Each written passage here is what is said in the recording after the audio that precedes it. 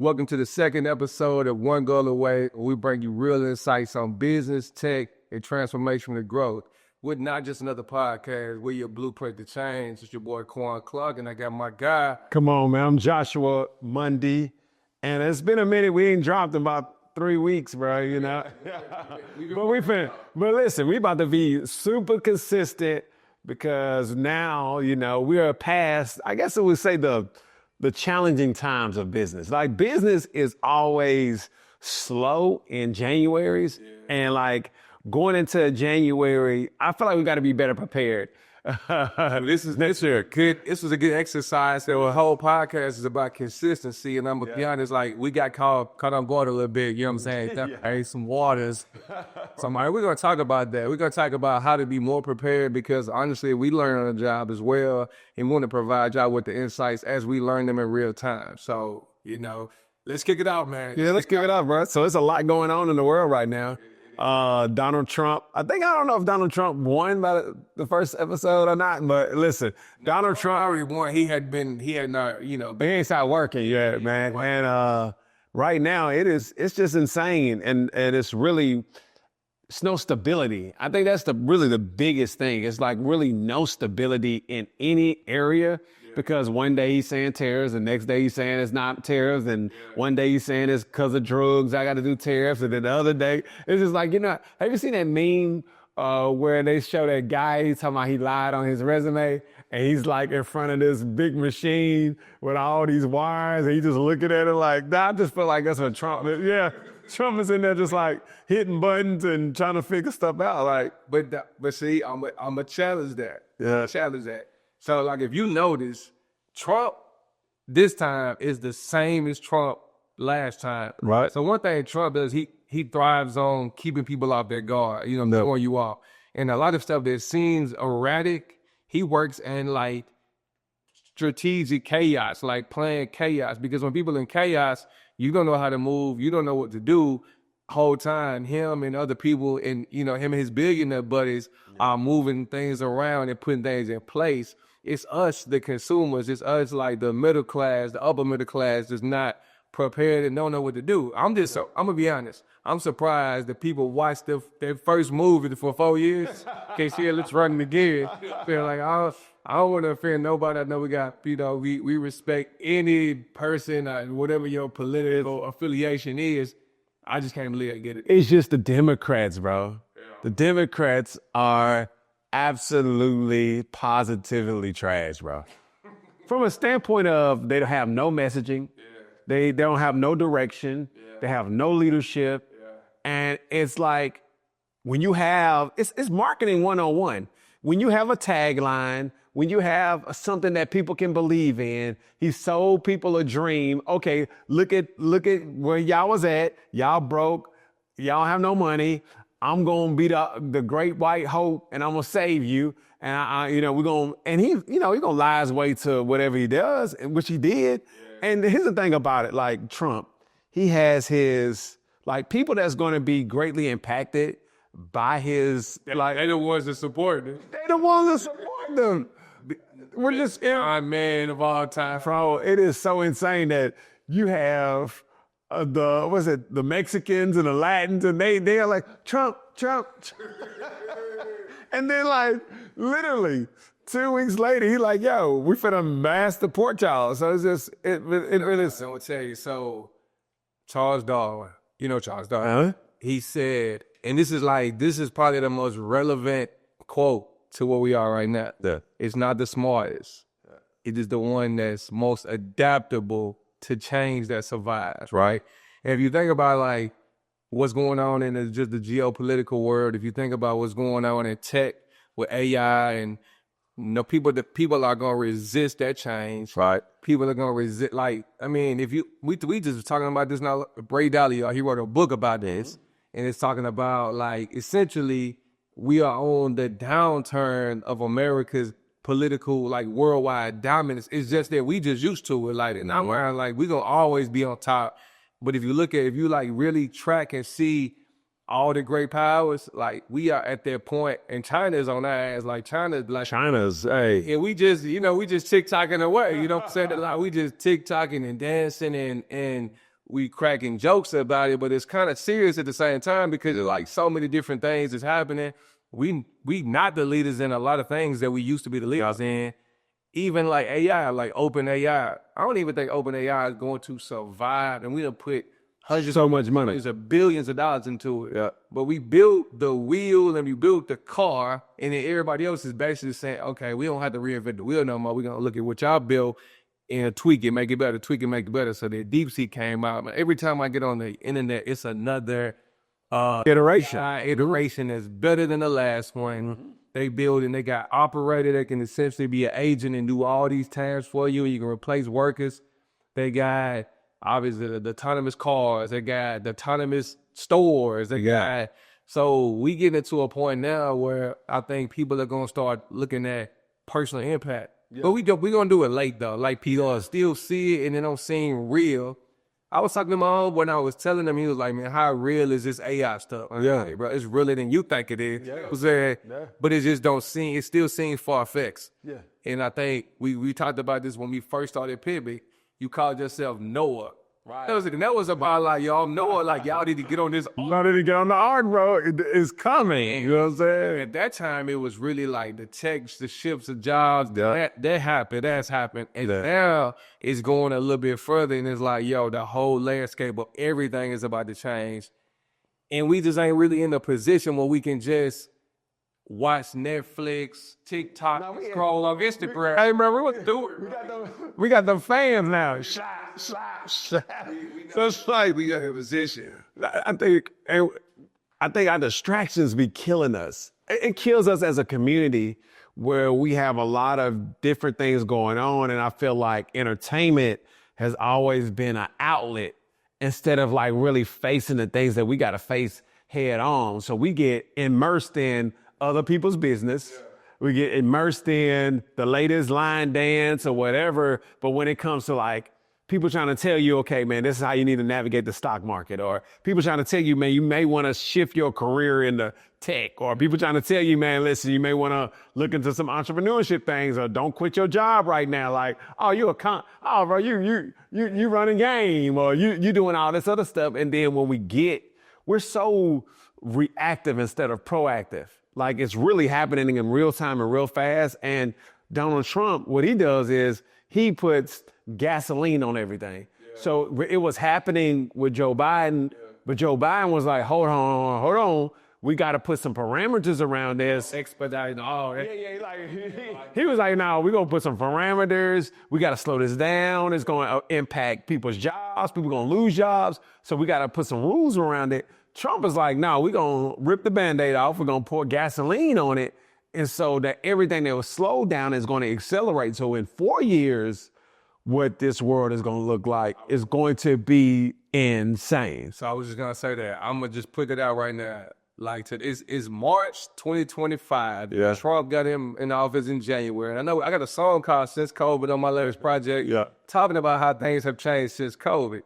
Things are going to look so different when Trump get out of office. I'm talking about the word that we see it is not, we're not going to be able to recognize it. And that's just from like the job market, from the wealth gap to just the whole landscape of what is happening. And honestly, America might not even be the dominant global power because. No, it's not. All right. Trump bullet, your boy Zelensky. We saw that, right? Yeah. And I'm not saying that none of it, some of it has to happen because there's a lot of moving parts if you would understand. Like, you got the whole Russia-China alliance that you don't want to happen. So it's almost like, did we pick the wrong side of this at first? Because Ukraine, because what people don't understand is like the world politics is all a big turf war. Yeah. It's all like Crips and Bloods on steroids, bro. It's like what you got in your hood, what's on your turf, and who you affiliated with, and how would that impact what I'm building over here. Do I need the strong arm to come take it? Mm-hmm. Do I need to get in connect with some other people to make sure you never come on my turf? So there's a lot of other moving parts that we don't necessarily understand and see, but at the same time, you can't trust none of it right now, you know what I'm saying? So it just makes it all like crazy. So like moving back on the tech side, All right, so Trump putting the tariffs on China and Mexico, and we got the new Gulf of America. Now we got going down to the Gulf of America. See if the water very different. To see like is it warmer down? Yeah. But it also they already had this thing where like essentially, China can't get all the chips. So like Nvidia, they got the most powerful chips, they latest chips. They get like the aftermarket latest, like the last year's chips, and they still performing us, which lets you know they putting so much time, energy, and resources into staying ahead innovation wise. America, we don't have enough. There's not enough black young kids being taught to study how to build, how to develop AI, how to stay in the robotics, man. Every single black kid is got hoop dreams, and it's not wrong with it. It's just 200 jobs. So that was the main thing when it came to TikTok. So that's what they was talking about, man. Why we really need to ban TikTok because the algorithms are different. Yeah. So the algorithm in China is showing them robotics and engineering and math and making like education cool, but then the algorithm in the States keep us distracted, keeps us in a constant scroll. So if your head down is scrolling for the next 4 years, by the time you look up, you ain't gonna have no skills. You ain't gonna have like none of the things that we need. And our education system is shattered and broken. So now you have Trump who wants to get rid of the Department of Education. They don't want to fund it, which they are leaving it up to the states to fund. And Freddie O'Connell, we're in Nashville, Tennessee. So Freddie O'Connell was already saying if they do that, they're going to be at $100 million shortfall. So $100 million shortfall that they're going to have to make up somewhere to be able to fund education. So if education is being underfunded, like whereas our kids is going to leave us in a state of just disarray, bro. A disarray, bro. And it doesn't make any sense, but it makes sense based upon his strategy. His strategy is I'm going to take care of the people that took care of me. Yeah. So, all right, Elon, you got me in here. I'm going to make sure you get every contract. The Office of Doge, we're going to create you something and we're going to make sure that you eat. We're going to do all these things that we're going to plummet the market. So then if y'all had options or puts or whatever that you had going on in the market, that you're going to always be able to win. Because it's always carrot. So what he does is dangle distraction and be doing something right here. It's just dangle the distraction, do something right here. And it's a rinse and repeat. So that's why I feel like our culture is so reactive, but it's more so we're so emotional, right? Yeah. And we get so emotional that what we think is strategy is just temper tantrums and stuff. You know what I'm saying? We throw temper tantrum based strategies and then look for execution. And then when it don't have no lasting impact, we say, fucking it, we just go back to the distraction place again. Because it just don't feel good no more. And it feels like a lost cause. It feels like hopeless.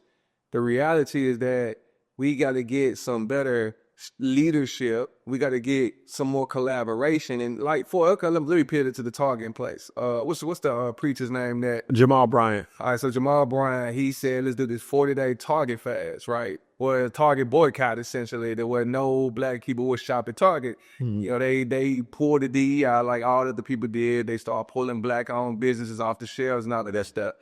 And it's not a bad idea because we do have a $1 trillion impact when it's spending power. But obviously everybody got an opinion, and then we just really didn't get a lot of full, long-term thing. And I feel like the biggest reason was that it was, to me, a strategy has an end goal, right? And it's not that was a bad idea. It needed to be coupled with a vision. So to get buy-in, you need to have a vision, right? Like if I say, hey, because people's like, the Underground Railroad, and they had to start somewhere. But the goal was to get to escape. So I'm like, if I tell you, let's do X, Y, Z, you know what our ultimate goal is. And you know that we're trying to develop a strategy to do it. I feel like we've been ineffective in developing the long-term strategy and showing people, hey, we're going to start out with this Target boycott, right? Let's go hit them here. The next plan is we're going to do this. So I think they have, on that website, So I think they have the plan mapped out because the 40 days start now. Okay, so the communication. Yeah. So there's a plan. Yeah. A lot of people that's having reactions to it, they only see headlines, and I don't think we effectively communicated the full strategy in a way to get the buy-in that we need. Because I feel like it's not that it's bad, and you do got to start with somebody, right? Yeah. You got to start with something. You can't just say boycott everybody. And the black-owned alternative is a great, it's a great approach. Why do you feel like there's been so much pushback? Well, I just think that the number one problem, I think the black community can learn a lot from the Republican Party. I know that I agree. Listen, I think the black community can learn a lot from the Republican Party. The Republican Party does not care for Donald Trump.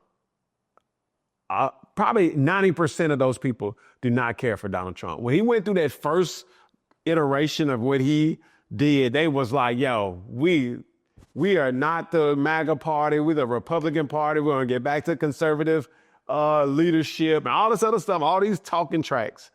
But when they saw that Donald Trump was going to win again and blew everybody out, guess what everybody did? Everybody got in line. Everybody got in line, and it was almost one voice, one sound. We don't agree with you, but we already see that you're gonna lead us, and we're going to follow you. The problem is that in the black community, all right, if Quawn says something, then who gives Quawn the authority to create a plan? No, Quawn, he's passionate about his community. He wants to do something, and we believe in action. We believe in, okay, we're going to make a move, but then there's going to be somebody that's always questioning, all right, what does Quawn have what it takes? Does he have the pedigree or the background, or has he been marching for years? You know what I'm saying? Or what gives Josh the authority to do X, Y, and Z? So we get always in a constant battle. Okay, well, Jamal Brown wants to do Target. Well, why we ain't doing Walmart? Well, okay, well, that ain't gonna work. Then why does Jamal Brown gotta leave? Well, sister such and such has been doing this work for 20 years, and then we get caught up in who's leading what, and we never get nothing done. And then we look up, and it's the same thing over and over and over and over again. It's rinse and repeat over and over. And from Malcolm X to Martin Luther King, It's like we debate the wrong things when we should be debating progress. Okay, if you got something going on, cool. Whoever aligns with Quawn, all right, we're going to align with Quawn. Whoever aligns with Josh, but we all moving in a direction where it can get something done.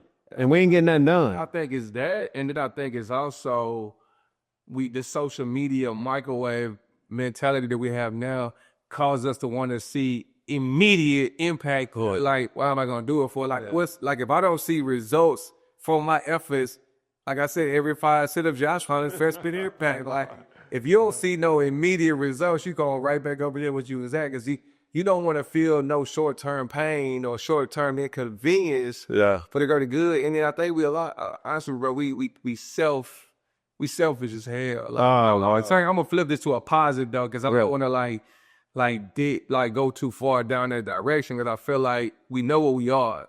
I want to figure out how do we get to what we're trying to get to. And I think collectively, meaning like all of us, it's going to be hard. I feel like what we need to do is really just develop pockets of like-minded people that really see things, but not just see it your way, have already shown that they got the discipline to do it, right? If I'm trying to build a community of people that say, yo, I need a team, and I'm going to start looking for certain skill sets. Now I'm going to start inviting people, but you need to get people you need to build that infrastructure first. Mm-hmm. What is my initial infrastructure of people that's going to create this first wave of motion? And then we'll start getting people on board once we can start showing and prove. Because first thing people want to know is, what have y'all done? Why should I believe? So you got to have that. You got to have a little bit of social proof. Mm-hmm. And it's like the Black Lives Matter and the I don't even know what happened to the NAACP. I don't even know if they still even still bang. Yeah, that's what it is. So I think we've been let down by so many leaders that haven't, I think, maybe turned to self-interest at a certain point. Yeah. And then so we like you said, we assume scam or what's your pedigree or why should I listen? There's so much skepticism involved. That's what it is. Is there's everything, we're skeptical, but here's the thing I was telling you. I was like, I feel like we need to get like a big Discord channel or something. Like, like we're the only people that announce our moves. Like everybody is moving.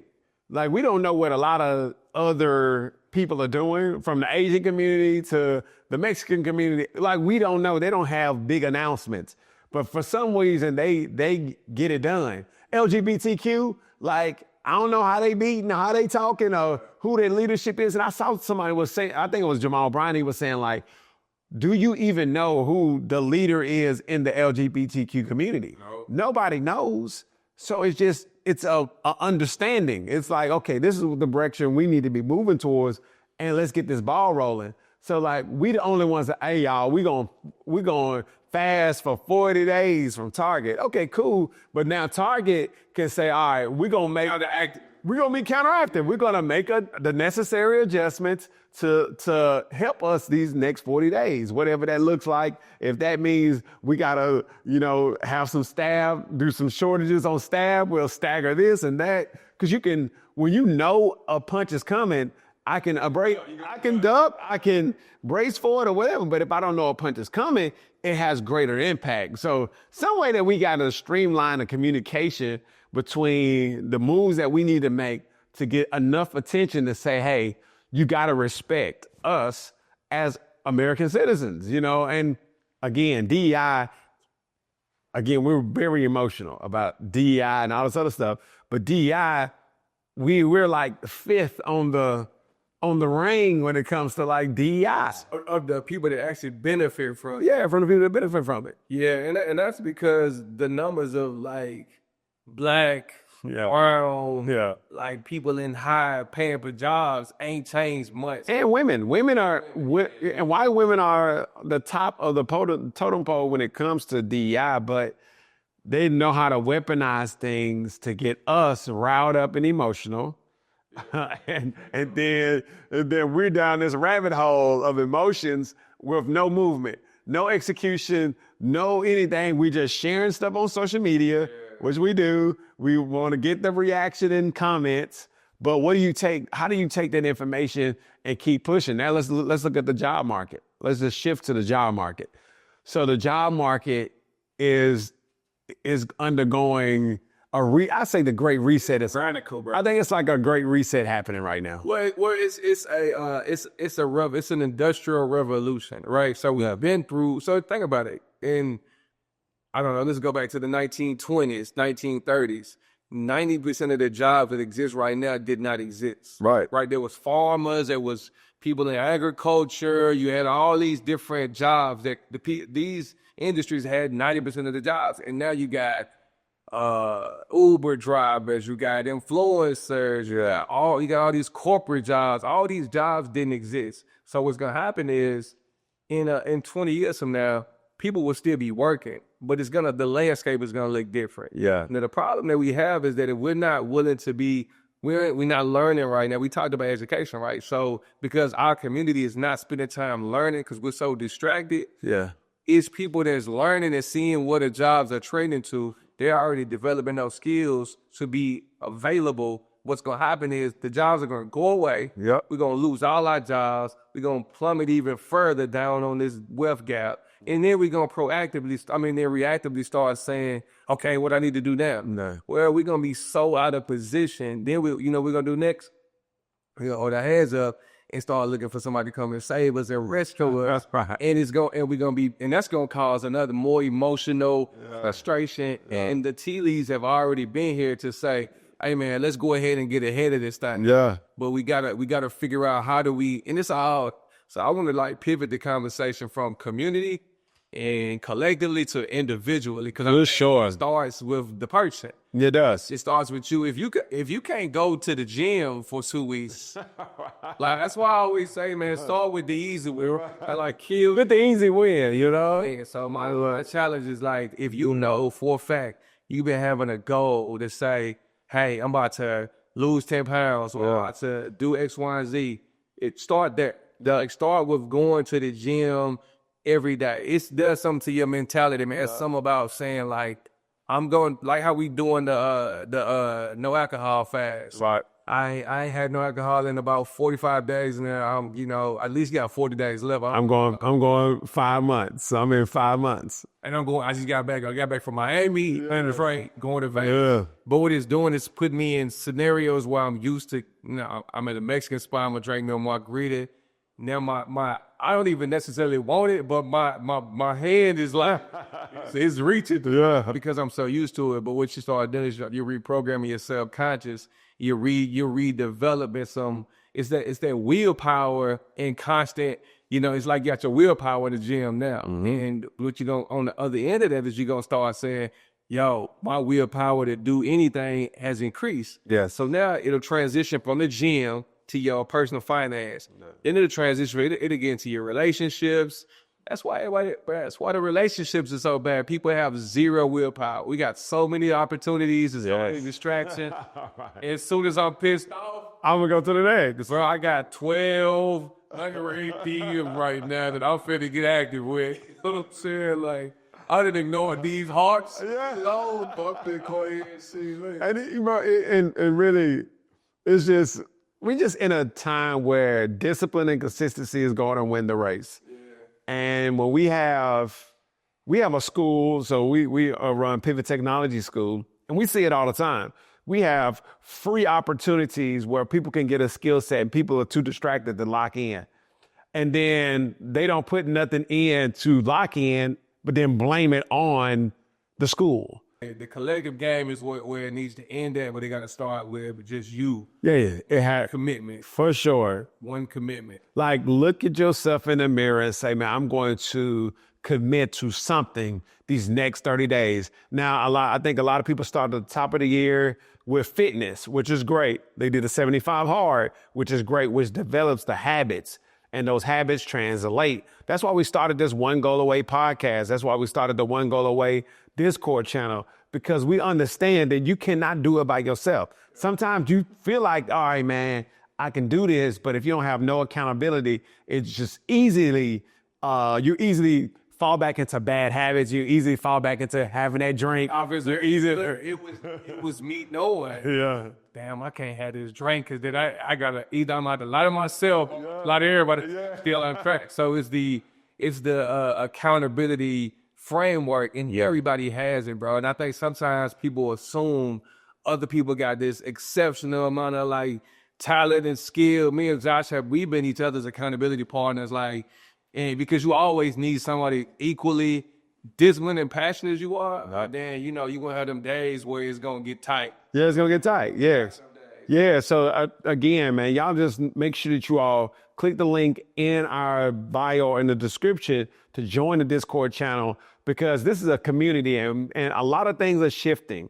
And be a part of our tribe. So, you know, like we were saying, you know, it's going to take little tribes where be a part of our tribe. Well, we're going to be talking about finance. We're going to be talking about AI. We're going to be on the latest and greatest of what's going on right now, so you can make real-time decisions about your future, your life, and how you want to navigate this next 4 years. Because this is a next 4-year navigation that we got to have to stay on top of. That's a fact. Yeah. So believe it or not, man, you are one goal away from changing your life completely. One goal away, one commitment away. So take the time. We're going to be back in 7 days. It's a weekly thing now.